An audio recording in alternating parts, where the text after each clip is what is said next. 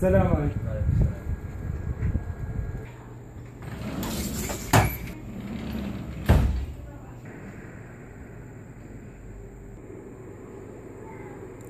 مرحبا.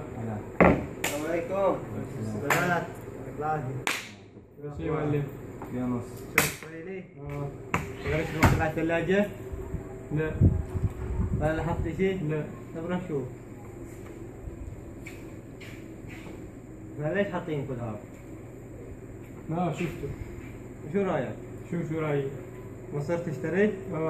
قد ايه حقها؟ 2 ونص؟ وين تروح ال 2 ونص؟ المعلم. حكاية المعلم ايش تدين؟ وهذا مين؟ هذا إله.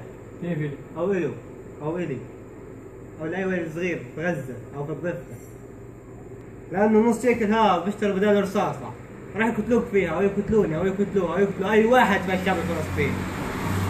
أنا مش راح أمنعك تشتري، وهي مصاريك بس أنت وضميرك.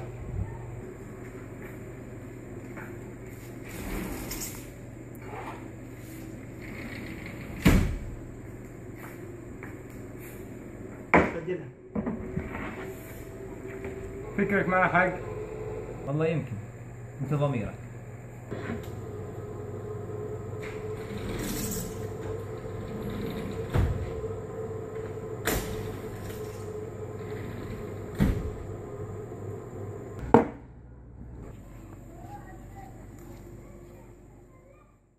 مرحبا، اليوم موضوعنا عن المنتجات الإسرائيلية، وهذه الظاهرة منتشرة بشكل كبير داخل السوق الفلسطيني وتسببت بمشاكل عديدة، واللي البعض ما بيعرفوا إنه نسبة البضاعة الإسرائيلية وصلت داخل السوق الفلسطيني إلى 75%، والنسبة هذه بتخلي الاقتصاد الفلسطيني في الأرض.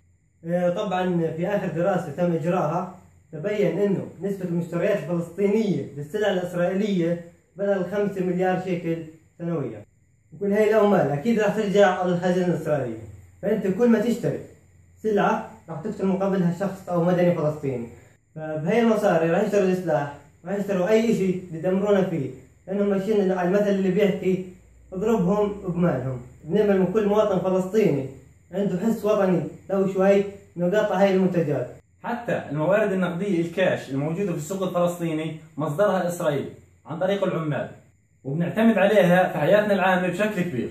عشان هيك الاقتصاد الفلسطيني تابع للاقتصاد الإسرائيلي.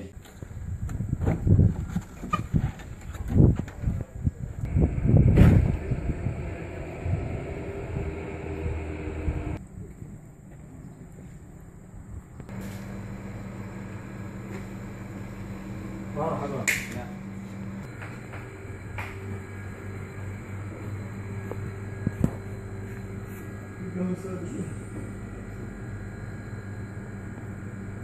شكله في شمال إسرائيل يا معلم. لا والله يا أخوي فيش قاطعين.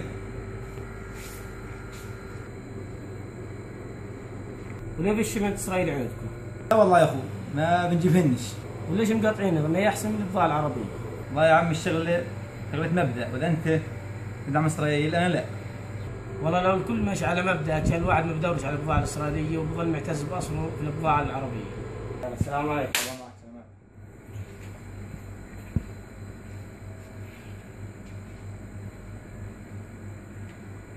ولا اقول لك اعطيني خلاص اعطيني شمية تعال. حياك الله.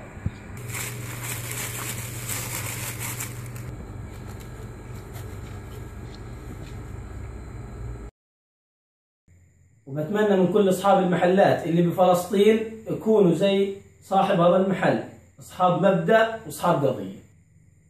حتى البضائع الفلسطينية اللي بتيجي على ميناء جدود، تعرفوا مين بيدفع ضريبتها؟ مين؟